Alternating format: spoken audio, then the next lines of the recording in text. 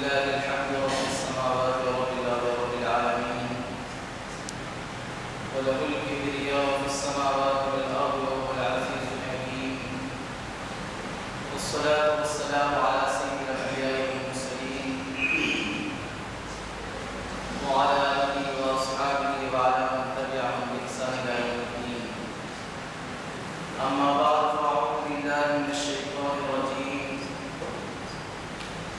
لا ينهاكم الله عن الذين لم يقاتلوكم في الدين ولم يخرجوكم من ديارهم أن تبروهم وتقسطوا إليهم. وقال نبينا عليه الصلاة والسلام: للجار حق، أو كما قال عليه الصلاة والسلام.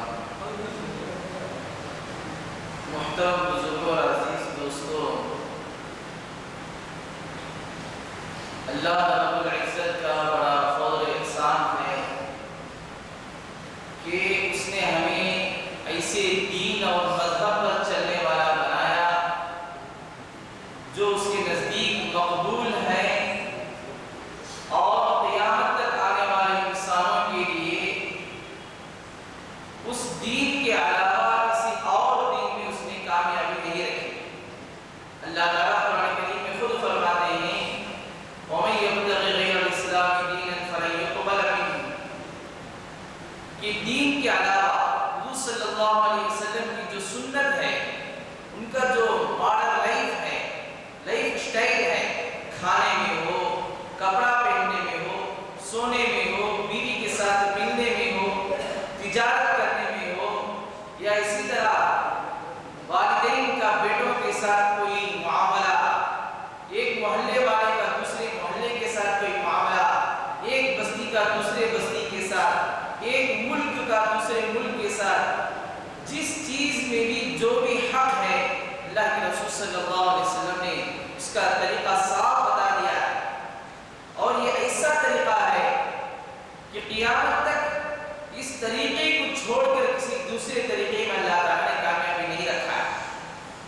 اللہ تعالیٰ قرآن کریم میں خود پوچھتے ہیں: افغیر دین اللہ یبغون، کہ اللہ کے دین اور اس کے مذہب اور اس کے طریقے کو چھوڑ کر کیا کسی اور دین کی طرف، کسی اور طریقے کی طرف تم جا رہے ہیں؟ تو اللہ تعالیٰ کا شکر ہے کہ اس نے ہمیں ایسے گھر میں پیدا کیا جو پہلے سے مسلمان، ہمارے باپ مسلمان، ہمارے دادا اور نانا مسلمان، تو اسلامی گھرانے میں جو پیدا کیا اس کا شکر ہے. اور اس کا شکر سب سے بڑا یہ ہے کہ ہمارے ہر چیز میں دین والا طریقہ، حضور صلی اللہ علیہ وسلم کا فیشن، ہر کام میں جو اچھا اور بہتر طریقہ ہے وہی حضور صلی اللہ علیہ وسلم نے ہمیں سکھایا. مثال کے طور پر کھانے کا، پینے کا طریقہ یہ ہے کہ بیٹھ کر پیئے، بیٹھ کر کھائیں، داہنے ہاتھ سے کھائیں اور دیکھ کر کھائیں. پانی پینا ہے تو دیکھ کر پئیں. آج کی سائنس کی دنیا کہتی ہے کہ حضور صلی اللہ علیہ وسلم کی جو جو سنتیں، چھوٹی چھوٹی سنت سے لے کر بڑی بڑی سنت تک، ہر ایک میں ہزاروں فائدے. تو حضور صلی اللہ علیہ وسلم نے ہر طریقہ سکھلایا کہ ہمیں ایک تجارت کرنا ہے تو تجارت مسلمان کے ساتھ ہو یا کافر کے ساتھ ہو، ایک بزنس کرنا ہے. اللہ کے رسول نے سکھلایا کہ تاجر الصدوق الامین مع الانبیاء، کہ جو تجارت کرنا ہے، جو بزنس میں وہ سچائی ہمیشہ اپنے بزنس میں اختیار کرتا ہے، اللہ تعالیٰ اسے قیامت کے دن نبیوں کے ساتھ کرتا ہے. کتنی بڑی فضیلت کی چیز ہے. آج ہماری زندگی کو جب ہم ٹٹولتے ہیں، جب ہماری زندگی کو ہم دیکھتے ہیں، تو ہمارا معاشرہ، ہمارے گھریلو حالت، ہمارا گلی کوچہ وہ ایسا ہے کہ غیر جو لوگ جب دیکھتے ہیں حضور صلی اللہ علیہ وسلم کی سنت سے ہٹا ہوا وہ گھریلو معاملہ، گھریلو ماحول ایسا ہے کہ وہ جب دیکھتے ہیں تو اسلام کو اسی طرح سمجھتے ہیں کہ اسلام یہی. مثال کے طور پر آج ہماری گلیاں، اگر غیروں کی گلیاں لے لیں تو وہ گلی صاف ہے. ہندو کی گلی جہاں ہندو لوگ رہتے ہیں وہ گلی صاف ہے، لیکن مسلمانوں کی جب گلیاں جائیں، یہ کہ اپنا گھر کا کچڑا دوسرے کے گھر کے سامنے ڈالتا ہے، وہ دوسرا اپنے گھر کا کچڑا اس کے نہ ہوتے وقت اس کے گھر کے سامنے ڈالتا ہے، اور اسی میں اس کی لڑائی ہوتی ہے، چھوٹی چھوٹی باتوں پر لڑائی. تو جب اسلام میں ہر چھوٹی طریقے، ہر چھوٹی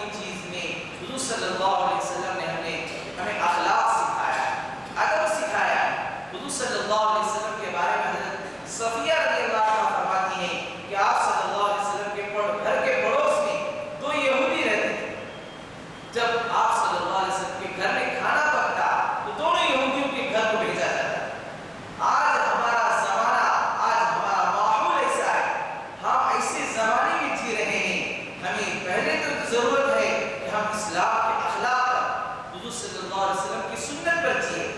لیکن آج زمانے کا تقاضا ایسا ہو گیا ہے کہ اس سنت پر جیے بغیر کوئی چارہ ہی نہیں. اسلام کا طریقہ، اسلام جو پھیلا ہے، جو اتنے کروڑوں لوگ آج مسلمان ہیں، وہ صرف اخلاق کی وجہ سے پھیلا ہے. اسلام کا یہ اخلاق رہا ہے کہ اسلام دشمن کے ساتھ بھی اچھا سلوک کرتا ہے. بدر کے قیدی 70 کافر لوگ قید ہوئے. آج قیدیوں کو کیا کیا جاتا ہے؟ آج قیدیوں کو ان کو گرم ریتیلے کمرے میں رکھ کر ان کو تھوڑی سی مقدار میں کھانا دیا جاتا ہے، ٹائٹ ورک کیا جاتا ہے. آج قیدیوں، اور جتنا بڑا دہشت گرد ٹیررسٹ ہوتا ہے اتنا ہی اس کو سزا دیا جاتا ہے.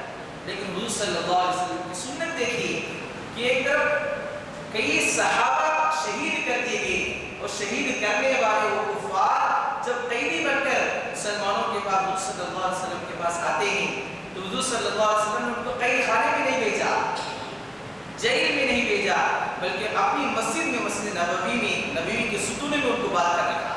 اور صحابہ کرام نے یہ بھی کہا تھا کہ جن لوگوں کو بہت سختی سے باندھ دیا گیا ہے ان کو ہلکا، ان کی بندش کو ہلکا کر دیں، اور جن کے پاس کپڑا نہیں ہے ان کو کپڑا دیں، اور جن کے پاس کھانا نہیں ہے ان کو کھانا کھلائے.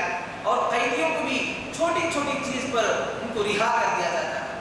جس قیدی کو پڑھنا لکھنا معلوم ہو اس کو بتایا کہ تم کسی کو اتنے لوگوں کو پڑھنا لکھنا سکھا دو تو ہم تجھے چھوڑ دیں گے، اور تمہارے پاس جو کچھ ہے تم دے دو، ہم تمہیں چھوڑ دیں گے. اس طرح ایک ایک قیدی کے ساتھ اسلام نے اخلاق کا جب مظاہرہ کا اظہار کیا تو ان قیدیوں کے دلوں میں اسلام گھس گیا، اور وہی قیدی آگے چل کر مسلمان ہو کر ان کے طفیل سے اسلام پھیلا ہے. تو حضور صلی اللہ علیہ وسلم کا، صحابہ کرام کا ہر ایک کا طریقہ ایسا رہا ہے. خود اللہ تعالیٰ قرآن کریم میں فرماتے ہیں لا ينهاكم الله عن الذين لم يقاتلوكم، جو غیر لوگ، جو کافر لوگ تمہارے ساتھ بدسلوکی نہیں کرتے ہیں، تمہارے ساتھ لڑائی جھگڑا نہیں کرتے ہیں، ان کے ساتھ اچھا معاملہ کرو، احسان کرو. تو آج ہمیں بھی چاہیے کہ ہمارے پڑوس میں، ہم جس ملک میں رہتے ہیں وہ سیکولر ملک ہے، اس ملک میں ہندو بھی ہے، بدھو لوگ بھی ہیں، اور اسی طرح سکھ بھی لوگ بھی ہیں، کرسچن بھی ہیں، ہر مذہب کے ماننے والے ہیں.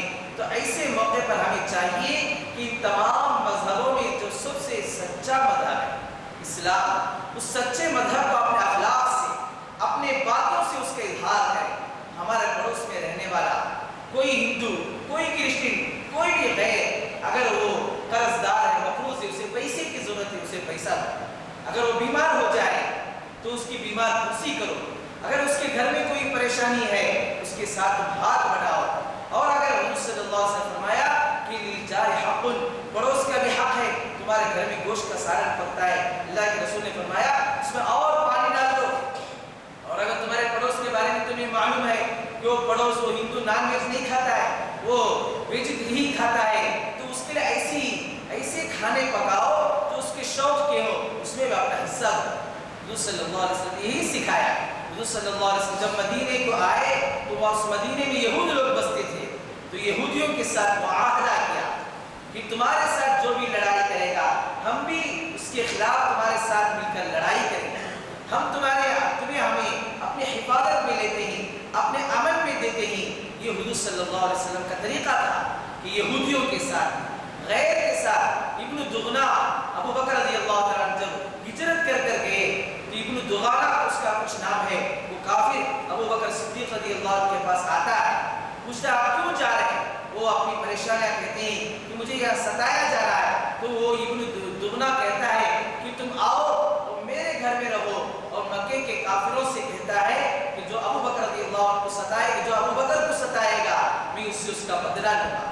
تو یہ کافر رہنے کے باوجود ایک مسلمان کا اس کے اوپر اتنا احسان رہا کہ جب اس بستی کو چھوڑنے کے لیے تیار ہو گئی تو ان کو چھوڑنے کے لیے وہ لوگ تیار نہیں ہوئے. تو آج بھی اسلام کا یہی سبق ہے.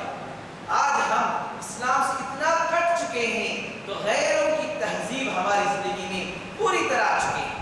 ہمارا گھریلو معاملہ دیکھیں، ایک ہندو کا گھر جیسے اس کے گھر میں نہ قرآن پڑھا جاتا ہے نہ نماز پڑھی جاتی ہے، اسی طرح ایک مسلمان کا گھر بھی ایسا ہے کہ اس گھر کی عورت جب گھر سے باہر نکلتی ہے، ایک ہندو عورت نکلتی ہے تو سر پر دوپٹہ نہیں، تو ایک مسلمان عورت نکلتی ہے وہ بھی بغیر برقعے کے نکلتی ہے، سر اور چہرہ کھول کر نکلتی ہے۔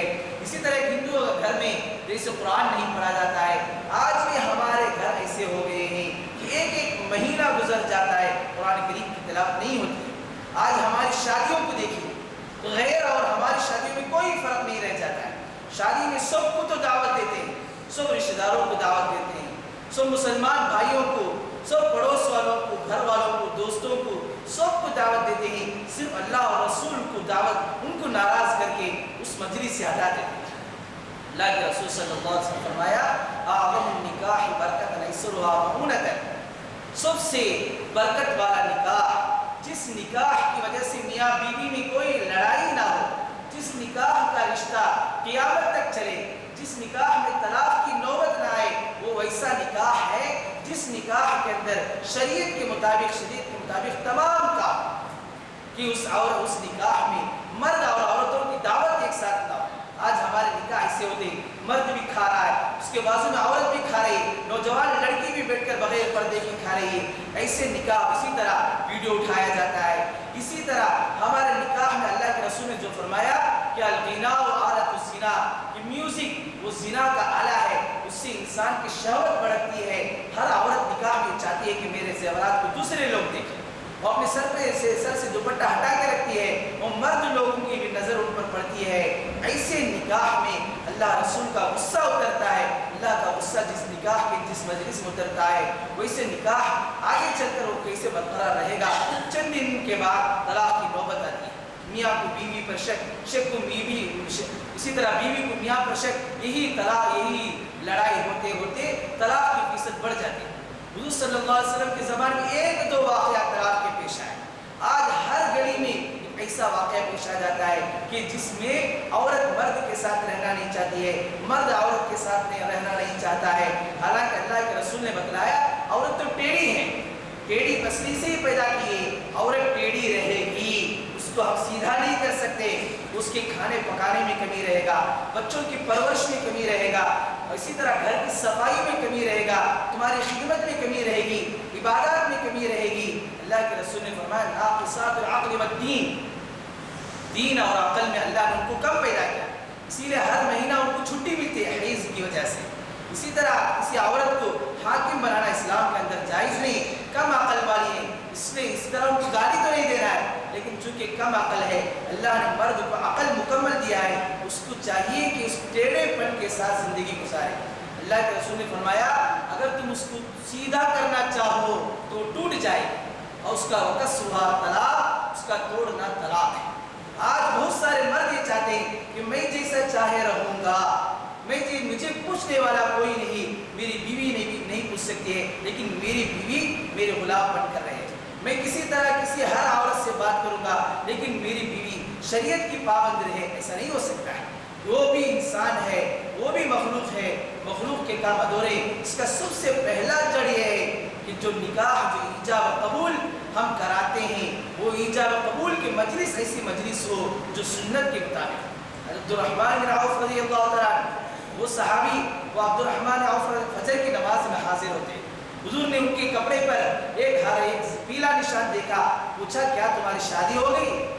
دیکھیں اللہ کے رسول صلی اللہ علیہ وسلم، صحابہ کرام اپنا ہر کام سے مشورہ کرتے تھے، اپنا خواب سناتے تھے، لیکن نکاح اتنی سادی چیز تھی کہ اس کو بھی سنانے کی ضرورت نہیں سمجھا۔ فجر میں جب انہیں معلوم ہوا ان سے کہا اولی ولو بشاۃ، ایک بکرا تو کم از کم ذبح کر کے تم ولیمہ، تاکہ لوگوں کو معلوم ہو جائے کہ فلاں کا نکاح ہو گیا ہے، کل کے دن یہ فلاں عورت کے ساتھ جائے گا، کوئی انگلی نہ اٹھائے۔ تو آج ہمارے معاشرے میں ہم کو معاشرے کو بدلنے کی ضرورت ہے، ہمارے گھر کو بدلنے کی ضرورت ہے۔ جب ہم اس کے لیے سب سے پہلے ہم کو بدلنا پڑے گا۔ جب ہم بدل جائیں گے، ہندوستان میں ایسے حالات بدل جائیں گے کہ ہر جگہ ہر کافر کے دل میں اسلام کی محبت پیدا ہو جائے۔ اگر حکومت کہے گی کہ مسلمان کو مارو، تب بھی کسی کافر کا ہاتھ مسلمان کو مارنے کے لیے نہیں اٹھے گا۔ اس کے لیے ہمیں عزم کرنا ہے کہ ہمارا نکاح ہو، ہمارا گھریلو معاملہ ہو، ہماری زندگی کا ہر کام اللہ کے رسول صلی اللہ علیہ وسلم کی سنت کے مطابق ہو۔ اللہ تعالیٰ سے دعا ہے کہ اللہ تعالیٰ حضور صلی اللہ علیہ وسلم کی 100% سنت کے مطابق ہمیں چلنے کی توفیق عطا فرمائے۔ واخر دعوانا الحمد